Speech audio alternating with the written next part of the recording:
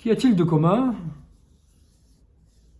entre, je ne sais pas, au hasard peut-être, entre Auguste Rodin et Claude Monet?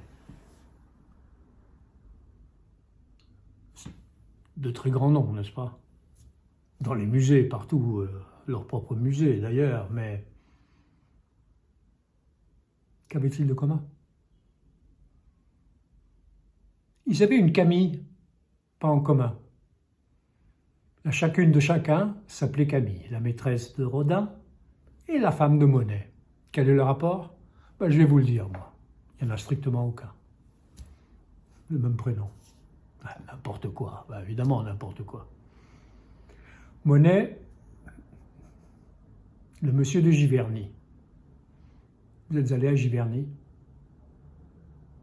Ah, c'est une maison incroyable. Elle est petite, hein. La cuisine est petite, elle est étroite, elle est un peu allongée.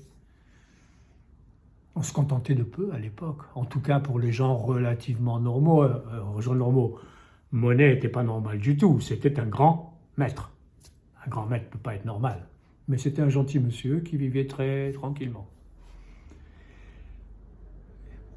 D'autant plus que vers la fin, il était très aveugle, hein, donc il ne pouvait être que tranquille. Il a fait des œuvres incroyables. Les nénuphars. Les nénuphars, c'était une commande, figurez-vous. Commande de l'État. Les nénuphars. Allez les voir. Les nénuphars, c'est quelque chose d'extraordinaire, mais allez à Giverny. Allez voir ce petit étang au milieu de son jardin. Et aller à Giverny à toutes les saisons, ça change, c'est fantastique. Et qui a réussi à rendre cette vie de son jardin aussi vivante pour nous? C'est Monsieur Monet. Dites-lui bonjour de ma part. Saluez-le un jour. Et quand on salue Monet, c'est avec le chapeau très très bas, très bas.